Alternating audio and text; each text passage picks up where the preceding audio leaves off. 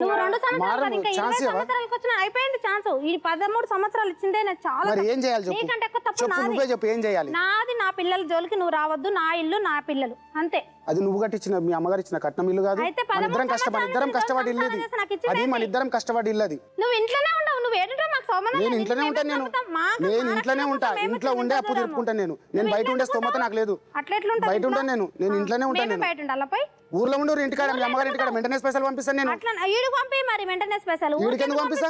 ఏడు ఉండాలి నేను. ఏడ స్నానం చేసుకోవాలి, ఏడ బట్టలు వేసుకోవాలి. నువ్వు ఒక్కదాన్ని చూపించినావా?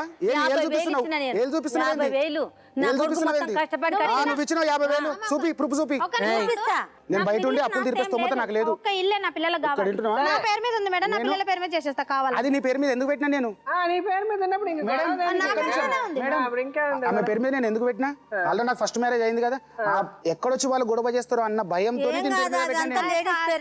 రామరెడ్డి చేపించింది. మొగల పేర్ల మీద కూడా ఉన్నాయి, కానీ నేను ఒక భయపడ్డప్పుడు కానీ నా భయం ఏమి లేదు. ఇప్పుడు నీ పేరు మీద ఉంది కదా, నీ పిల్లల పేరు మీద రాసే ముందు నీ పిల్లల పేరు మీద రాసేసి నువ్వు కోర్టుకి వెళ్ళేసి విడాకులకి అప్లై చేసేసాయి.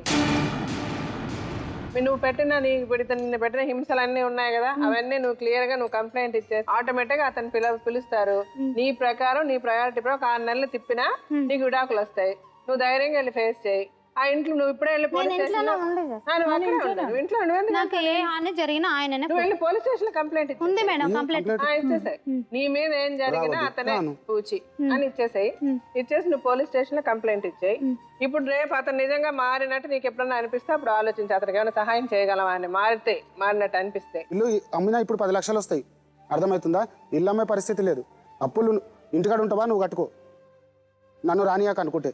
బయట ఉన్నప్పుడు నేను కట్టుకోవాలి, ఇంటికి రావద్దంటున్నప్పుడు కట్టుకోవాలి. పేపర్లు పెట్టిన పైసలు బాకి 2 లక్షలు ఈమె కట్టుకుంటది, బస్సులు చేసిన బాకి నువ్వు దగ్గర పెట్టి తెచ్చిండు, వేరే వాళ్ళ దగ్గర పెట్టి తెచ్చిండు.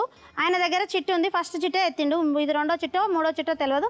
ఆయన చిట్టి కట్టుకొని పేపర్లు తెచ్చుకున్న బాధ్యత నాది. బస్తీల దగ్గర 2 లక్షలు, దగ్గర 1 లక్ష మీరు సంతకాలు పెట్టారా?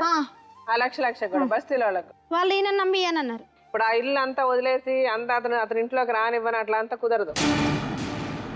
ఇప్పుడు నువ్వు రేపు కోర్టుకు వెళ్ళి విడాకులను వెళ్ళినా కూడా నీ పేరు మీద ఇల్లు ఉందన్నమాట వాస్తవేనా? ఇప్పుడు అప్పులు అతను వదిలేసాడు అనుకో, ఆ 4 లక్షలమే కట్టుకోవాలి రేపు కోర్టులో. కోర్టు అయితే అప్పులు తీర్చమని చెప్పదుగా. ఏ మేడం?